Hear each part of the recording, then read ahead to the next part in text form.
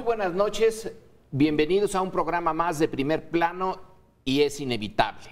Esta noche nos dedicaremos, para empezar, al petróleo. Es el tema político, es el centro de la discusión política ahora. Yo les propongo a ustedes y a mis compañeros de mesa considerar esta, digamos, hipótesis. Rápidamente, durante un buen tiempo, el PRI, que nació como un partido con una, digamos, un acuerdo, una promesa con los sectores populares, nació como un partido de masas. Y con el paso del tiempo descubrió que su vocación había cambiado. Ahora es un partido ya ni siquiera de élite, sino es un partido que tiene a la oligarquía como su base principal.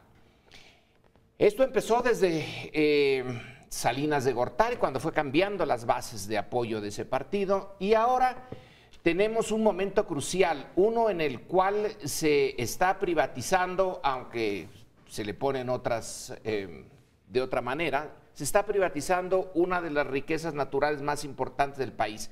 Se está construyendo, a mi juicio, una alianza entre el régimen, el PRI, el grupo de Peña Nieto y las grandes empresas mexicanas e internacionales que van a utilizar ese petróleo para sus propios fines.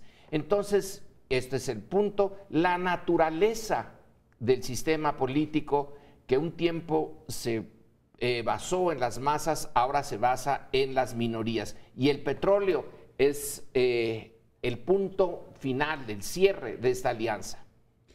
Pues complemento esa idea con dos rasgos que me parecen lamentables. La entronización de la corrupción y el cinismo. Porque la aprobación de esas leyes para mí reflejan esos dos rasgos. Lo ilustro brevemente.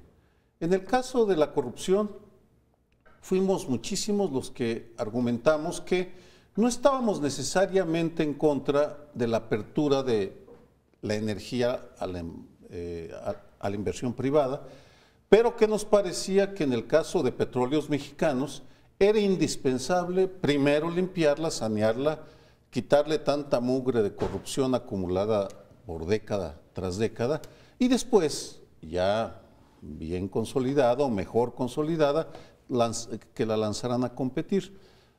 Fue imposible, no lo hicieron y los dos últimos dos aspectos de la ley tal vez ilustran este hecho.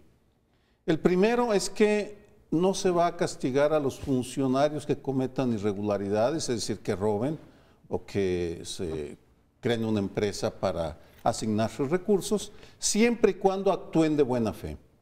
Lo cual es un término que me parece muy desafortunado porque la buena fe, pues en la ética pública no creo que tenga nada que hacer. O se es honesto o se es corrupto, o se es medio corrupto o medio honesto, pero la buena fe no sé a qué entra, pero así está en la ley. Así que si en el futuro alguno roba, pues, y ya argumenta, pero lo hice sin mala intención, se salvó. Estoy llevando el argumento al extremo.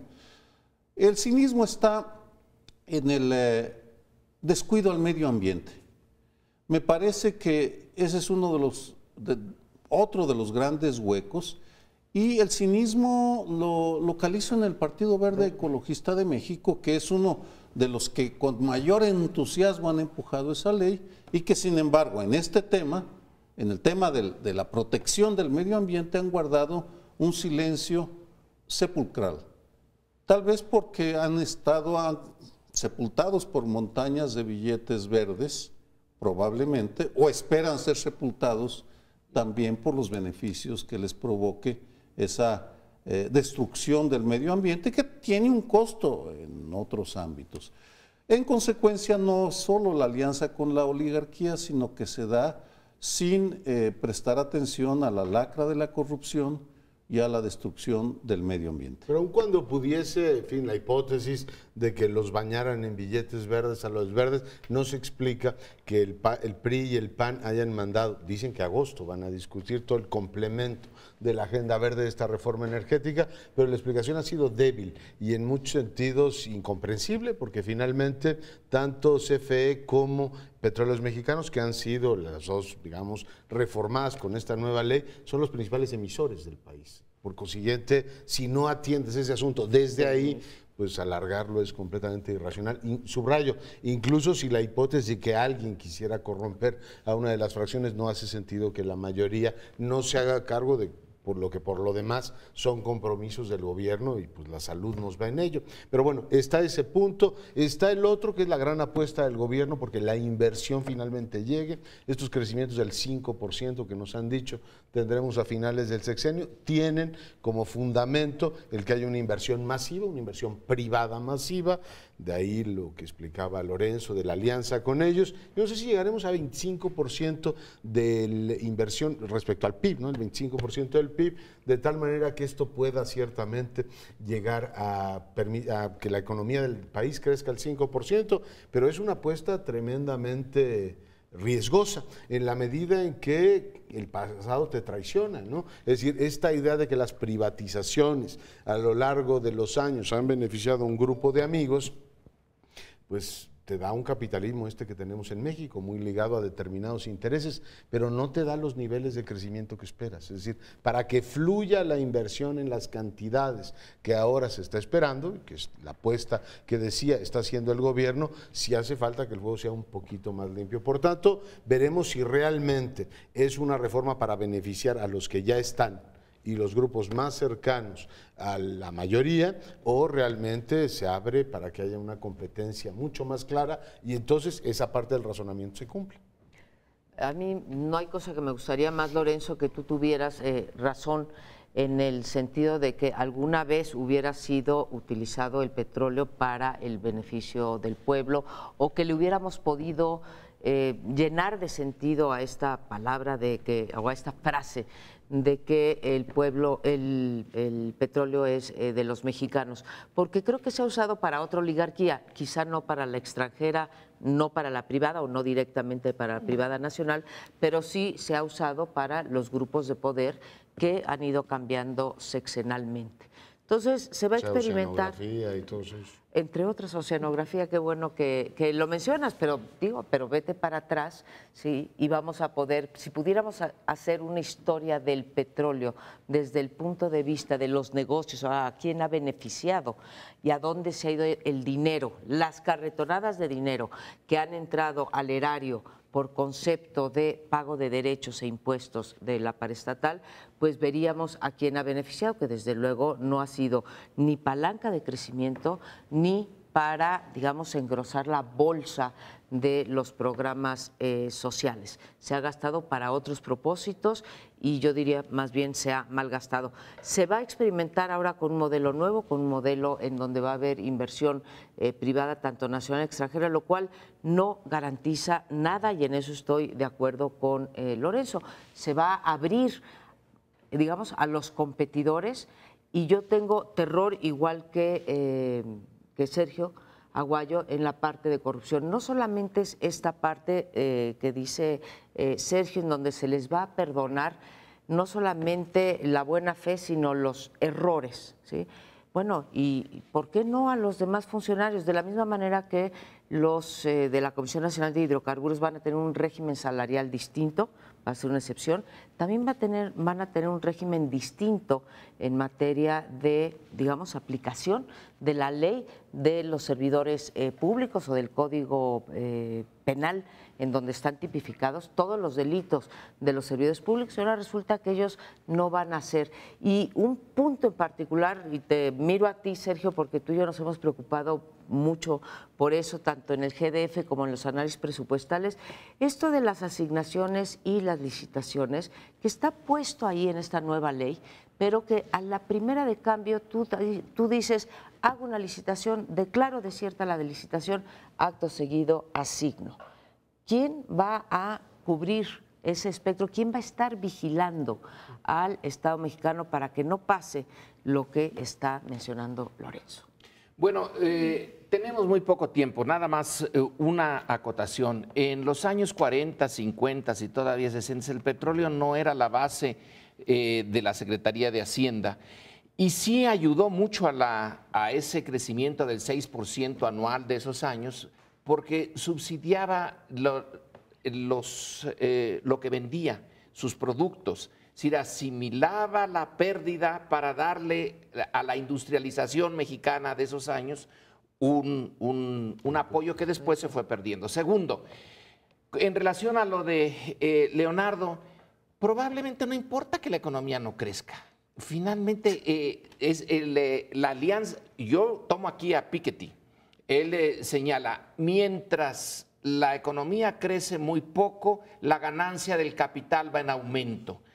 La ganancia del capital es la que va a ir en aumento y va a aumentar la ganancia del capital privado y extranjero. Si la economía funciona o no funciona, pues no va a funcionar porque no está funcionando en otras partes, pero la alianza sí va a funcionar, eso es lo importante. Ya no tiene sentido pensar en una base social muy amplia. Ellos ya manejan sus elecciones bastante bien, van a ganar las que vienen y el proyecto ya está hecho. Entonces, si por gracia de Dios la economía funciona, qué bueno. Y si no funciona, de todas maneras la lógica está ahí. Quienes van a apoyar al régimen, quienes lo están apoyando y lo van a seguir apoyando, son quienes tienen los recursos. La economía ha crecido muy poquito. Del 82 al año pasado ha crecido el PIB per cápita 0.6% anual.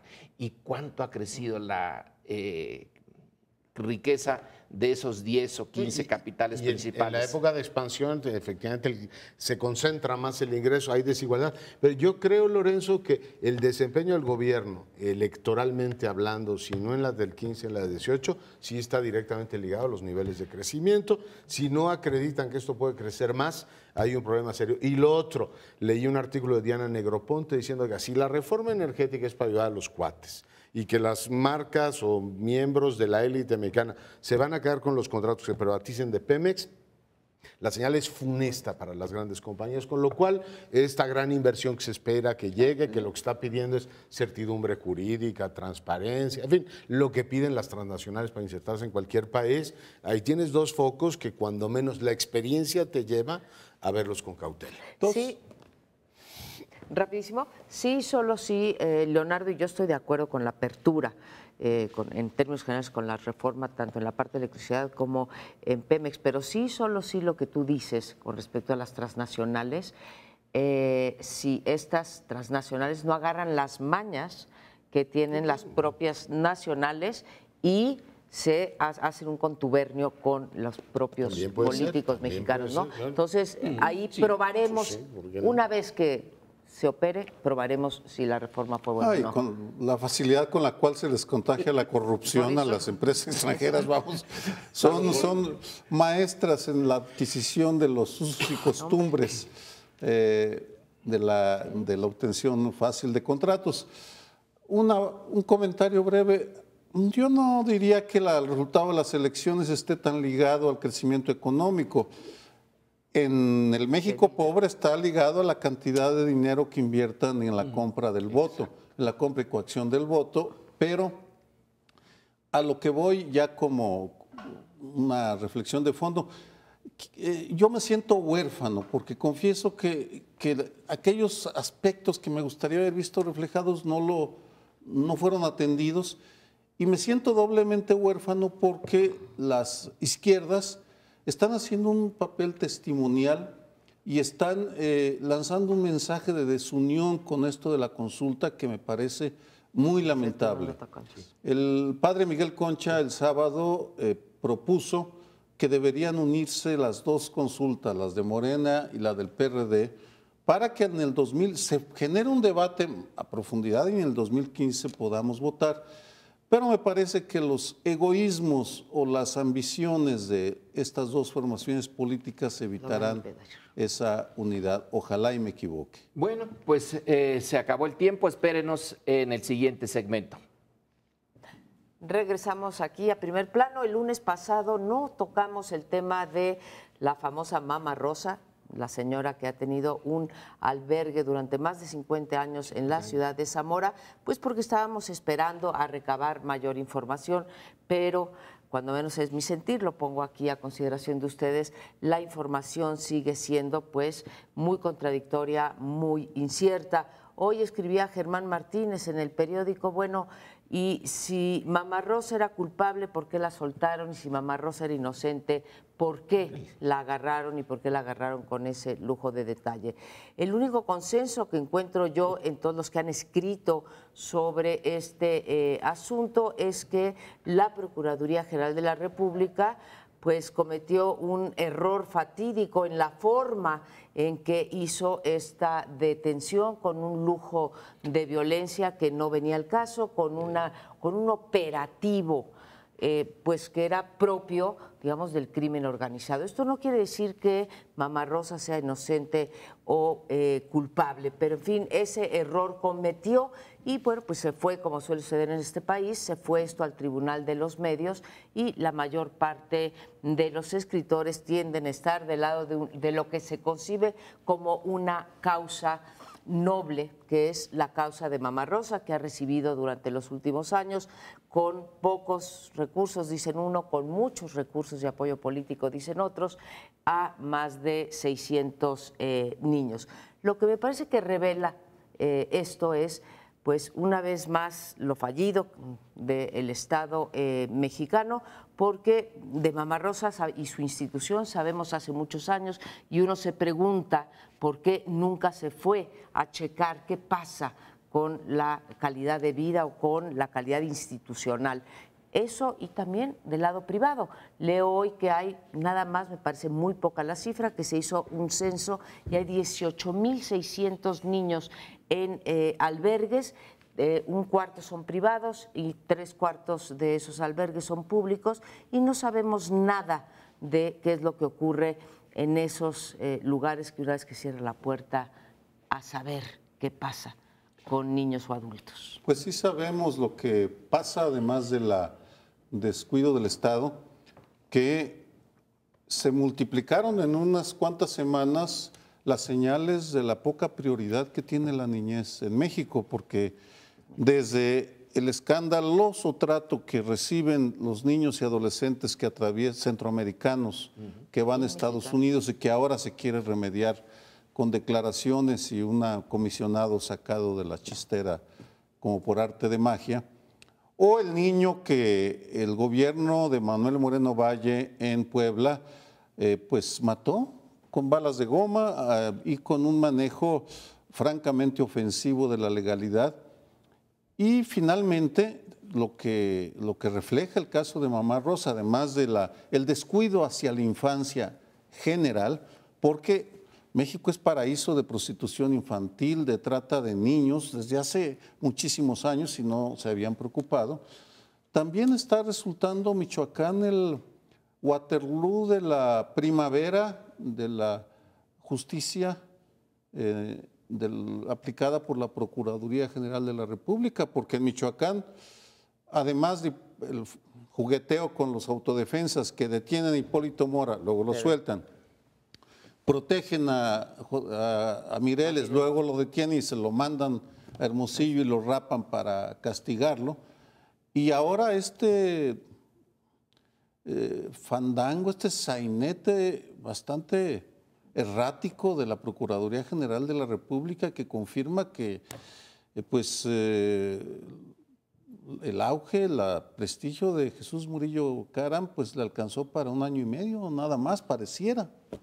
Está la sospecha. Yo tampoco tengo la capacidad de saber qué pasó allí, pero tomo a Jorge Cepeda Patterson en un artículo que publicó ayer. Él dice que las dos cosas pueden ser ciertas, que el albergue era ya lo que Jairo Calixto Albarrán llama un gulag kinder, porque las fotografías son realmente deprimentes, pero también es que la señora Verduzco desde jovencita se dedicó a era su vocación, ella viene de una clase alta, zamorana, de la élite de Zamora, y se dedicó a recibir niños, a algunos huérfanos y otros que sus padres los dejan. Aquí nadie sale limpio. ¿Por qué los padres dejan a sus hijos, para empezar? ¿Por qué se los encargan a ella? ¿Por qué el Estado no toma ese papel que debería de haber tomado? ¿Por qué no vigiló las instalaciones? Pero también puede ser cierto eso de que es una señora que a los 80 y tantos años de edad ya se le salieron de control. Son un montón de niños y ya no tienen la capacidad de vigilar estrictamente lo que está pasando. Y finalmente, que ¿por qué la Procuraduría lo pone ahora? Esto es de René Delgado. Es para que mientras está discutiendo lo del petróleo salga un gran escándalo que parece telenovela, parece sacado de Televisa o de TV Azteca. Mamá Rosa y su, no sé, Corte de los Milagros. La Corte de los Milagros. Y entonces uno se dedica a esto. Dedicamos nuestra energía a ver lo de Mamá Rosa cuando están pasando otras cosas que van a tener un efecto mucho mayor. En fin, son versiones. No sabemos exactamente cuál de ellas vaya a ser la verdadera. Yo me sigo preguntando qué pudo haber pasado por la mente de quien decidió eso para que lo hicieran. Si es esta cuestión así como de la cortina de humo, pues jugarte el prestigio de la Procuraduría y el prestigio del Estado mexicano sale muy caro para distraer la atención. No lo creo en consecuencia.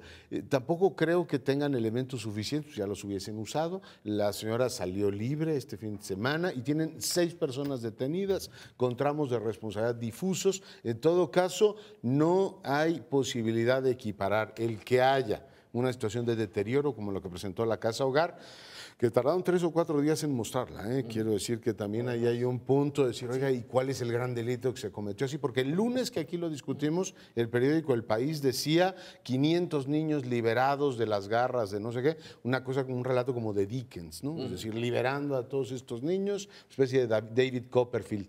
Nos quedamos con esa versión y la compramos. A lo largo de la semana, pues la gente empezó a preguntar, oiga, ¿y qué ha hecho esta señora tan grave? Además, se alzaron voces desde Guillermo Soberón hasta quien pueda usted imaginar, hasta Fox salió a defender. Entonces todo el mundo dijo, oiga, a ver, ¿qué hizo la señora que tan grave resulta? Y hasta la fecha no se ha podido acreditar. Es decir, son las horas que son del lunes y no sabemos dónde está ese gravísimo delito. Y francamente me pregunto, ¿qué pudo haber ocurrido? Para mí, lo más lógico, aunque lo negó Cerón, dicen que tenían no sé cuántos meses haciendo el operativo, lo cual los incrimina todavía más, es decir, 11 meses realizando un operativo para que quede en un petardo.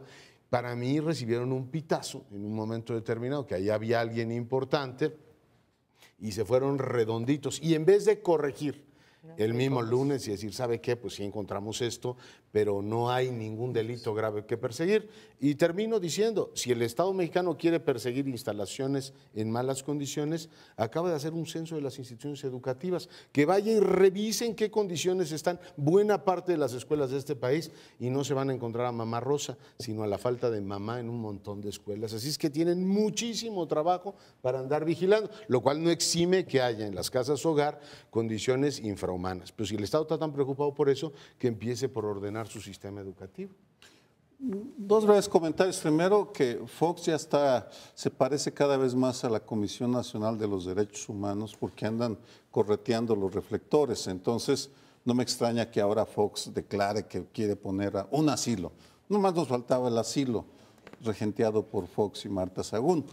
Pero no estaremos viendo que la Procuraduría o el sistema de procuración de justicia está simplemente rebasado por la magnitud de tragedias, algunas heredadas, otras de cosecha propia, porque es una tras otra, vamos, y en todas ellas la PGR sale como una entidad sin capacidad para reaccionar y sin una vocación clara por la justicia. Francamente, a mí las últimas semanas se me ha caído la opinión positiva que tenía por esta selectividad que tienen al aplicar la justicia. Rebasada yo creo que está hace mucho tiempo y vaya, se ha documentado hace muchos años cómo está rebasado el sistema de justicia, aunque como tú bien señalas, ha habido ahora indicios que te hacen dudar de este nuevo impulso que le quería dar o le quiere dar el procurador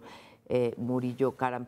Ahora, me parece que además de que muestra la debilidad, esto muestra la debilidad del Estado, el caso del albergue, y siempre vamos detrás de los hechos, ¿no? Cuando ocurrió lo de la guardería ABC, entonces sí hicimos un padrón de guarderías y entonces sí pusimos cuáles son los requisitos mínimos que no pueden estar junto a una gasolinera, etcétera. Pero siempre es posterior.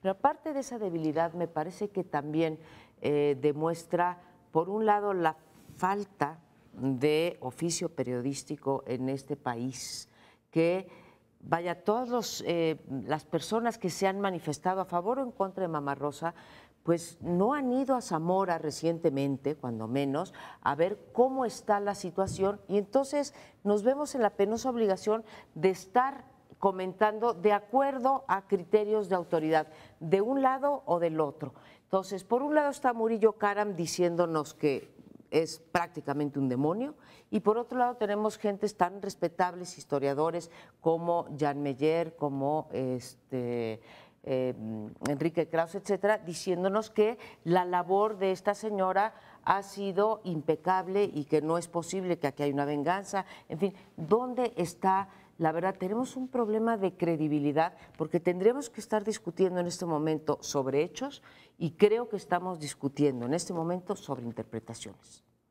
Bueno, pues si soltó el Estado una cosa de esas, o sea, yo el lunes me comí la versión completita, pero no entiendo qué dices del periodismo. Es decir, el Estado dice, liberamos a estos señores y tenemos pruebas sólidas. Este sábado dijeron, pues no tenemos ninguna prueba sólida contra esta señora de 82 años y pero la tenemos que soltar. Perdóname, pero sí, que te interrumpa, pero subsisten las de los otros 9 detenidos, probablemente Mama Rosa no, o 6 detenidos. Pero entonces ahí están. Tampoco está muy claro, ¿no? Peor, no sé. Porque uno Pues dice, peor, sí. son los eslabones más débiles. Es decir, a esos pobres que no se van a poder defender, a ellos, o a lo mejor no son pobres, a lo mejor sí son los malos. lo que se dice.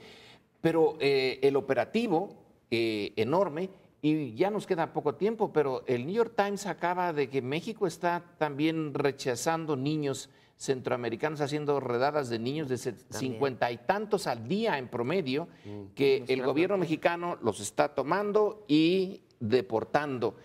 El problema de la niñez, como dijo Sergio, tiene aquí y ahora una serie de facetas que no nos la acabamos en el programa, ¿eh? Así es, y no las acabamos, pero el bloque sí se nos terminó y vamos a otro tercer bloque aquí en Primer Plano. Yo creo que una buena pregunta, de todas maneras la pongo aquí a consideración del Primer Plano, es ¿qué controla el Estado mexicano? Hablábamos de esta cuestión de Mama Rosa y si los hogares, casa-hogar, tienen los elementos básicos. Está bien que el Estado se preocupe por todo eso, pero al mismo tiempo, y tenemos una portada del Proceso que dice que tiene una huelga de hambre en una prisión, en el Altiplano concretamente, donde está la aristocracia de la criminalidad. Hay también información de que le entregaron al secretario de Gobernación los empresarios de Tamaulipas dónde y cómo se están robando el petróleo que circula por las venas por los ductos, y que el Estado mexicano hace como que no ve, igual que no ve que 30% de las gasolineras nos roban. Y, en fin, pongo otro elemento que me sugiere a mí que hay un problema como de prioridades regulatorias o prioridades de atención del Estado.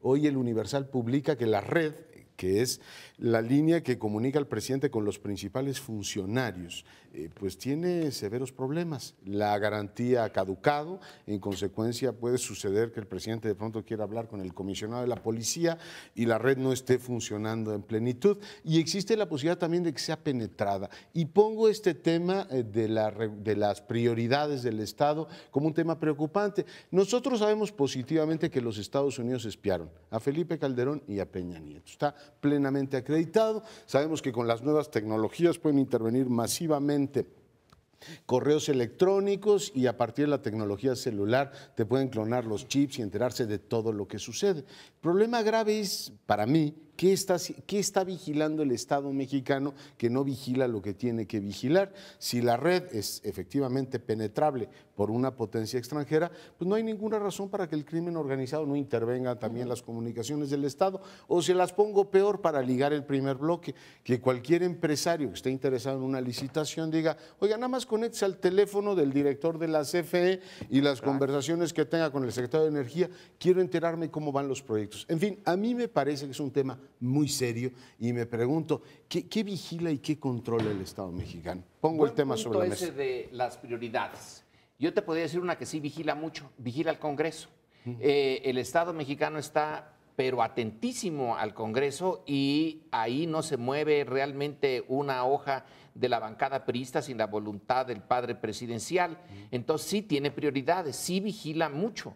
En realidad en el Congreso se nos dice ahora que una de las propuestas del cambio legal que está teniendo lugar ahora, en realidad vienen del Ejecutivo. El Ejecutivo les dice, esta es la ley y ustedes la pasan, ¿eh? Ahora, que el Chapo esté en huelga de hambre y la Barbie también, y que se hayan podido comunicar en una prisión de máxima seguridad, bueno, también uno se pregunta, y las extorsiones en los teléfonos que están, pero todo el día están, nadie es capaz de controlar los teléfonos celulares sabiendo que vienen de las cárceles, no, porque no les interesa. Entonces tienes razón, Leonardo, hay temas que les interesa, que no debería de interesarles, porque se supone que el Congreso es nuestro representante, son independientes y no deben responderle al gobierno, y el gobierno los vigila, y muy bien. En 1958, un joven diplomático en la Embajada de Estados Unidos en México, Sidney Weintraub, que luego fue un famoso mexicanólogo, escribió un artículo entusiasta diciendo que México iba a ser la Suecia de América Latina.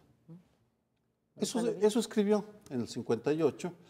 Y creo que quienes nos gobiernan se la creyeron. Yo no sé si lo leyeron o no, pero actúan como si este país fuera la Suecia de América Latina, porque están convencidos que basta con ponerlo en un reglamento o con crear una burocracia para que la realidad cambie.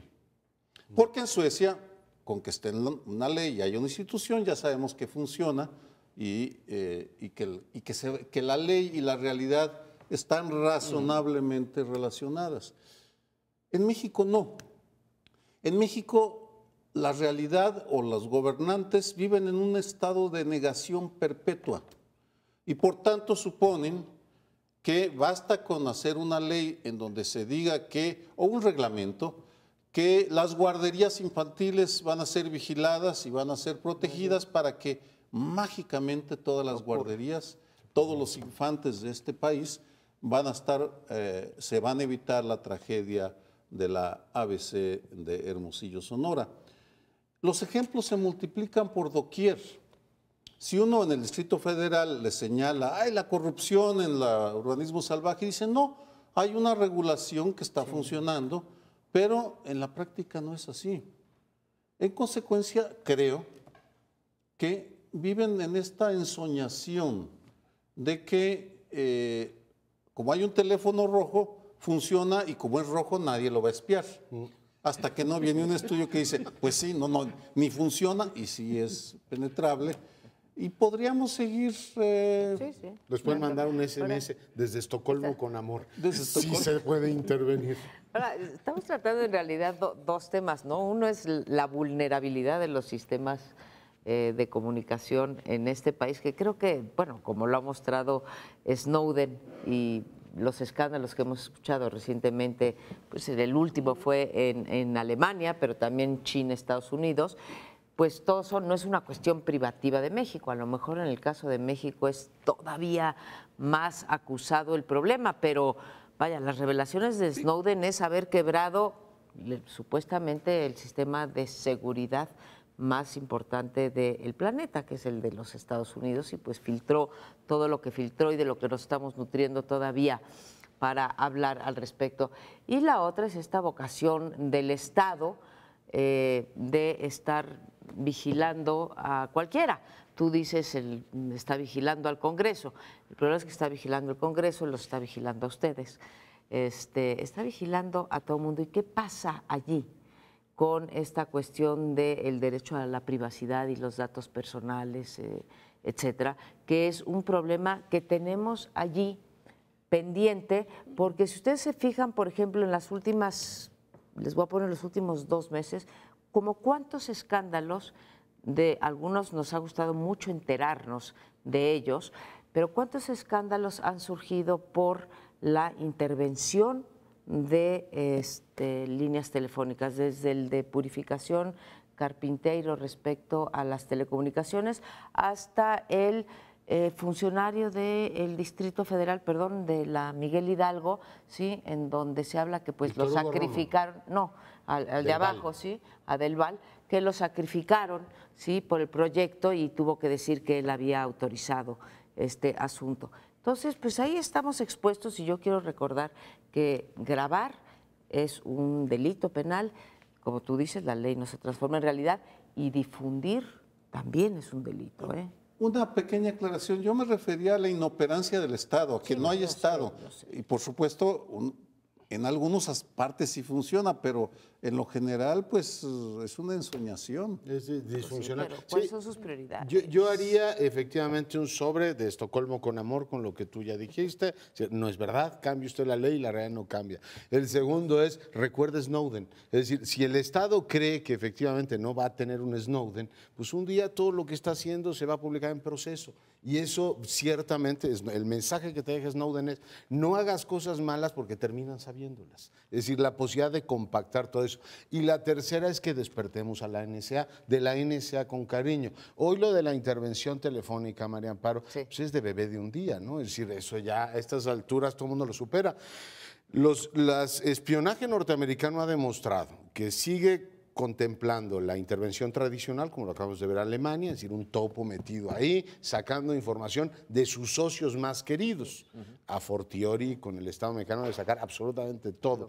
Pero lo otro es, con las nuevas tecnologías, pues sacar lo que te dé la gana, sin necesidad de pasar por un juez que te autorice, absolutamente, sin ningún control, ni siquiera control del presidente. Es decir, me meto a lo de Alemania, no sabemos si Obama autorizó o no autorizó la operación. Pero en los dos casos el asunto es tremendo. Es decir, tú tecnológicamente puedes desde cualquier escritorio de los aparatos de seguridad, tema que tú conoces muy bien, autorizar masivamente intervención de correos electrónicos y por supuesto de llamadas y mensajes. Entonces tú dices, oiga, ¿dónde está el control constitucional y democrático sobre todo eso? Me parece francamente espeluznante. Bueno, pero si se puede controlar todo, entonces ¿por qué la tuta está todavía en plena libertad? Qué buena pregunta. Si se puede controlar todo, se puede controlar todos los teléfonos de la tuta. Se pueden saber cuáles son, se puede saber a quién está llamando. Una de dos. O son unos inútiles y no lo han hecho, o sí lo controlan y entonces han decidido que mejor no. O que van por él al albergue de la señora Verduzco, porque por eso mandaron al ejército allí, o quién sabe qué. Pero a la tuta debería ya, a esas alturas, de tenerse clarita la red de comunicaciones que tiene y que lo está manteniendo libre. Una pregunta en ese mismo sentido. ¿Por qué no van contra los corruptos si tienen la capacidad de identificarlos y de llevarlos a la cárcel? Lo que vemos es una ristra interminable de corruptos que nunca son castigados, sino que son dejados en paz o premiados con otros cargos, porque ese es tal vez uno de los rasgos que más ofenden, que más agreden, la impunidad de la cual disfrutan aquellos que abusan de la posición que tienen. Yo creo que tú mismo te contestas a por qué, pues lo dijiste en el bloque anterior, pues molesta la parcialidad. Usan la información cuando la quieren usar y cuando tienen un blanco que les interesa fregarse por el motivo que sea, porque no votó a favor de la de hidrocarburos, en fin, tú inventa la que quieras, pero entonces lo usan de manera parcial. Ahora, la tercera hipótesis, aparte de las de Lorenzo, es que no todos, no en todas las ocasiones que buscas penetrar, son exitosos. No, claramente, ¿sí? ¿no? Si claramente, no, porque si no estarían... Oye, nos librarían de los 7 millones de extorsiones telefónicas que salen de las prisiones y agarrarían la tuta. Pero bueno, en este caso creo que es preceptivo que por lo menos vigilen las comunicaciones del jefe del Estado, que es lo que publica hoy el Universal, y que las comunicaciones más sensibles del propio Estado, sus operaciones de seguridad o las grandes operaciones económicas, pues no se enteren desde Washington hasta los grupos de interés. Pero en fin, les propongo que tomemos un respirito, regresamos en un instante.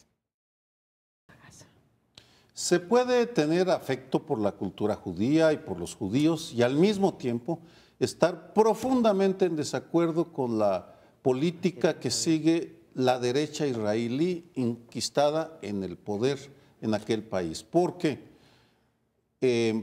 a lo largo de los años he leído bastantes documentos al respecto y ahora con el conflicto entre la Franja de Gaza y el Estado de Israel, han seguido saliendo documentos de Naciones Unidas en los cuales no hay ninguna duda sobre lo inhumano, no solo de lo que está pasando ahora, sino lo inhumano del bloqueo que realiza el Estado de Israel contra la población palestina en la Franja de Gaza y en los territorios ocupados.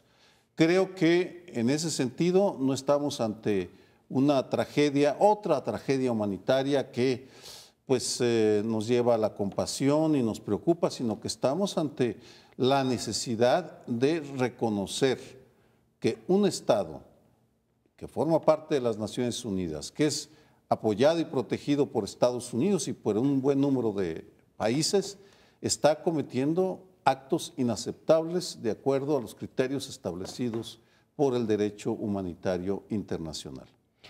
Yo creo que el problema es de una complejidad enorme. Irnos al principio, ¿de quién es esa zona? ¿Quién fue? Es como también si lo decimos en el caso de México, bueno, pues aquí debió de haber sido originalmente de unas etnias indígenas y nosotros no tenemos nada que hacer en este lugar, pero ya no tiene mucho sentido eso. Yo creo que es imperativo, es importantísimo que salgan los dos estados, que haya dos estados perfectamente delimitados y con sus derechos y obligaciones, el Estado de Israel y el Estado de Palestina, que no veo otra salida, ni los radicales palestinos van a lograr sacar a Israel de donde está, ni Israel va a acabar con los palestinos, aunque hay algunos que quisieran hacer eso. No hay ninguna posibilidad. Entonces, la sensación de impotencia que tenemos desde fuera es ver que hay una salida, pero no hay quien sea capaz de imponer esa salida racional de dos estados con sus respectivos obligaciones y derechos y sus ejércitos, etcétera, y ya esta ir y venir va a volver a pasar. Entonces, mientras siga esto así, va a volver a pasar. En algún otro momento va a tener otra vez la puerta, las posibilidades de invadir Gaza y otra vez las escenas, los niños ahí muertos, etcétera, y luego Hamás con sus cohetitos que total ni llegan, pero ahí está una y otra vez lanzando sus cohetes que no llegan a Israel, pero que sí le dan el motivo para decir, están amenazando mi seguridad, y sí, la están amenazando. Y vienen las represalias que por los muchachos estos que aparecieron muertos. No, claro, la solución sería esa, pero hay un problema de unilateralismo israelí y un apoyo solapado de los Estados Unidos. Administraciones van y administraciones vienen a una posición que yo no sé si es culposa o qué es lo que los lleva efectivamente a no reconocer eso. Sergio abría la intervención diciendo, hay aprecio por la cultura israelí, yo la tengo, y el Estado de Israel, y me parece que tiene todo el derecho a existir y a defenderse. Igual que digo que la cultura rusa es inolvidable y no por eso los unilateralismos de su gobierno deben quedar sin ningún tipo de, desde mi punto de vista, de matiz condenados, ¿no? Es decir, usted se anexionó una parte de un territorio y ahora existe la posibilidad, eso dijo Obama, de que hayan bombardeado un avión, un avión malasio. Es decir, lo que está haciendo el Estado de Israel es utilizar una fuerza de desproporcionada para agredir una población que en muchos sentidos está inerme, sin abrir la posibilidad de la solución última, que es reconocer que debe haber, porque la derecha israelí, apoyada por un sector muy amplio en Washington, no le da la gana reconocer que los palestinos tienen derecho a existir exactamente en los mismos términos que ellos existen como Estado. Y ese sería el principio de la solución, no sé si sería la solución, pero es el principio para empezar a ordenar territorial y políticamente una zona altamente inestable. Que a los israelitas se les reconoció ese derecho después de muchísimos años y hoy en día ellos no reconocen lo mismo para el caso de Palestina. Y hablaban ustedes por un lado de la desproporción entre la fuerza de un Estado y el otro, o el otro cuasi Estado, pero no solamente es esa desproporción, sino el despropósito de Israel de enviar los misiles de manera indiscriminada sobre población civil como represalia. Eso por una parte. Y me parece que el cargo que hacen ustedes dos, Sergio y tú, Leonardo, sobre unilateralidad de Israel, pues un cargo que también se le tiene que hacer y se lo hemos hecho en esta misma mesa al caso de Estados Unidos, ¿no? Estados Unidos le da igual el derecho internacional o suele darle igual o suele utilizarlo en su favor o utilizarlo cuando le conviene y cuando no, hacerlo a un lado, y este apoyo irrestricto a Israel o al Estado israelita, al Estado judío, de decir vamos por esta vía unilateral en lugar de propiciar, digamos, un concierto de naciones que buscara una solución como la que, yo sé que se dice fácil y es muy difícil, como la que está proponiendo Lorenzo, en el sentido que, claro, tienen que ponerse de acuerdo cuáles son los límites, porque no es solamente el no reconocimiento, sino cuál es la extensión a reconocer para el asentamiento del Estado palestino, ¿no?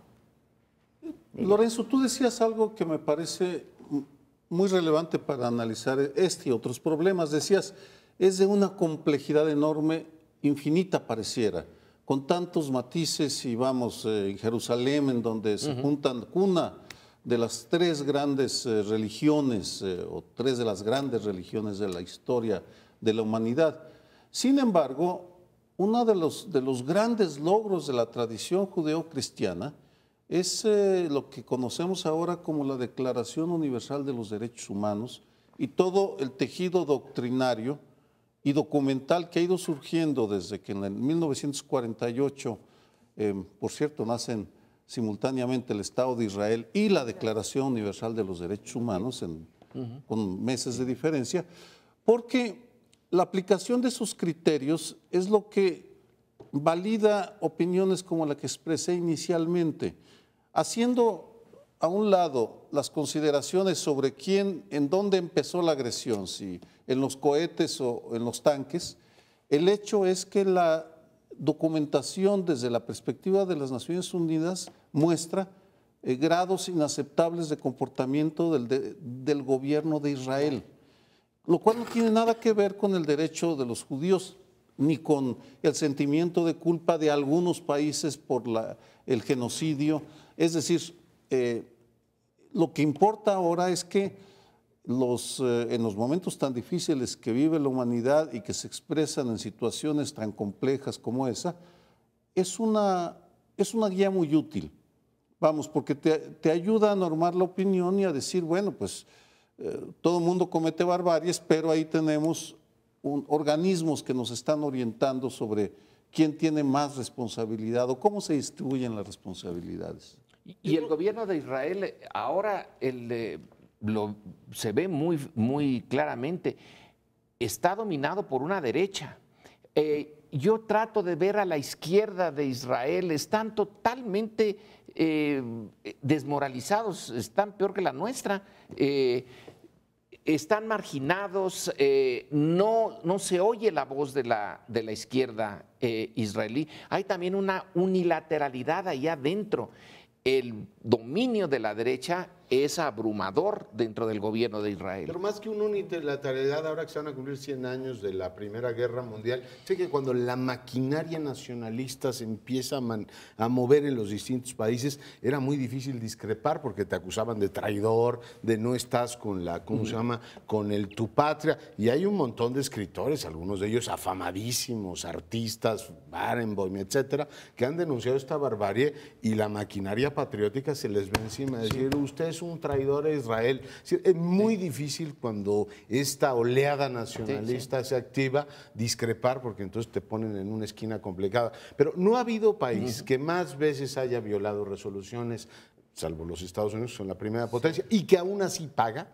O sea, lo que hizo Bush en Irak le ha costado a los Estados Unidos. Israel se ha pasado por el arco del triunfo un montón de resoluciones sin que tenga un costo enorme. Y perdón que vuelva a lo de Putin, él también se pasó por el arco del triunfo una resolución y ahora la está pagando. Es decir, mientras no haya ese costo para el Estado de Israel, para esa derecha, yo creo que el asunto antes se llamó plomo fundido y ahora se llamará no sé cómo, y en 4 años volveremos a tener un episodio así. Y no habrá ese costo, todavía hay tiempo, no habrá ese costo mientras Estados Unidos esté de ese lado. Y ayer era impresionante los programas en televisión, cuáles eran las opiniones de los republicanos con respecto a esto y decir sí, más misiles, sí, más agresiones y que les quede claro a los palestinos quiénes somos.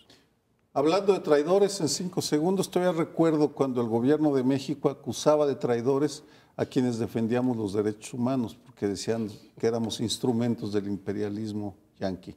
Nos despedimos, buenas noches.